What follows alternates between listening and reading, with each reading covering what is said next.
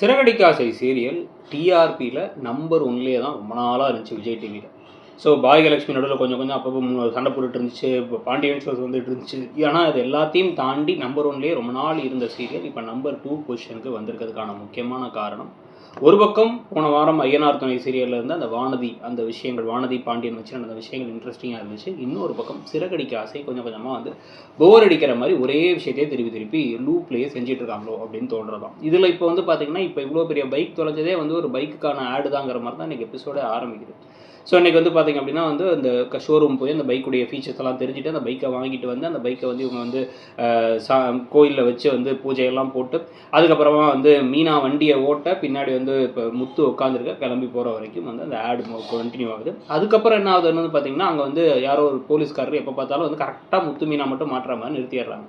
நானும் சென்னையில் தான் அங்கிட்டு போயிட்டு வந்துட்டு இருக்கிறோம். ஒரு 100 தடவை போனால் வந்து ஒரு 2 தடவை போலீஸ் பிடிப்பாங்க. ஆனால் முத்துவி மீனாவை மட்டும் 100 தடவை போனால் 110 தடவை பிடிக்கிறாங்க.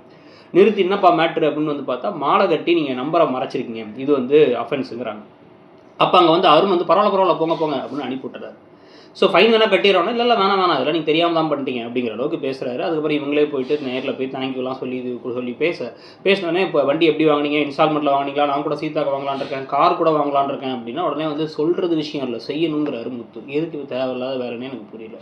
சும்மா ஒரு நல்லது பண்ணுற மாதிரியும் பண்ணுறது, அப்புறம் இவரும் குத்தி காமிக்கிற மாதிரி பேசுறது, அவரும் குத்தி காமிக்கிற மாதிரி பேசுறதுன்னு ஒரு பல விஷயங்கள் போயிட்டுருக்கு.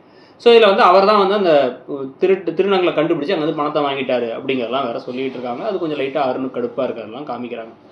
இதுக்கு பிறகு தான் வந்து பார்த்தீங்கன்னா, ஸ்ருதியுடைய ஹோட்டல் அதுக்குள்ளே திறந்துறாங்க கடை. இந்த விஷயம்லாம் டக்கு நடந்துருது. ஸோ ஹோட்டல் திறப்பு விழாக்கு எல்லாரும் வராங்க. வரும்போது பார்த்தீங்கன்னா அந்த கோகிலா வராங்க. யாருன்னா அந்த கமிஷனரோட ஒய்ஃப். அவங்க தான் வந்து இந்த ஷெஃபோட அத்தை மாமாவாம். நீத்து வேற வந்திருக்காங்க.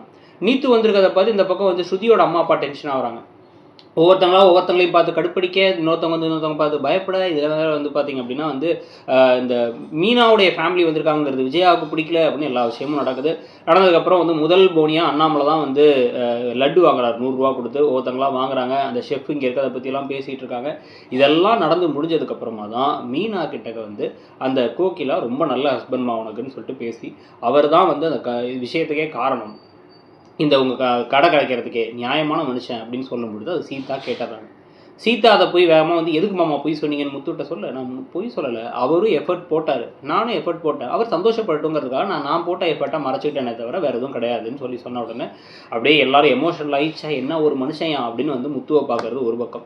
இன்னொரு பக்கம் ரோஹிணி எல்லாத்துக்கும் ஹெல்ப் பண்ணுறாங்க, நமக்கு மட்டும்தான் யாரும் எதுவும் பண்ண மாட்டாங்கன்னு இருக்க.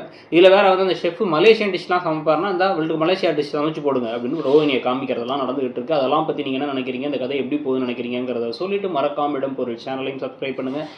ஏன் நம்பர் 1 பொசிஷன்லேருந்து நம்பர் 2 பொசிஷனுக்கு வந்துச்சு, அதுக்கான காரணம் என்னன்னு உங்களுக்கு தோணுதுங்கிறதையும், ஐயனார் துணையும் நீங்கள் பார்க்குறீங்கன்னா இந்த சீரியலையும் அந்த சீரியலையும் கம்பேர் பண்ணால் உங்களுக்கு என்ன தோணுதுங்கிறதையும் சொல்லுங்கள். தேங்க்யூ.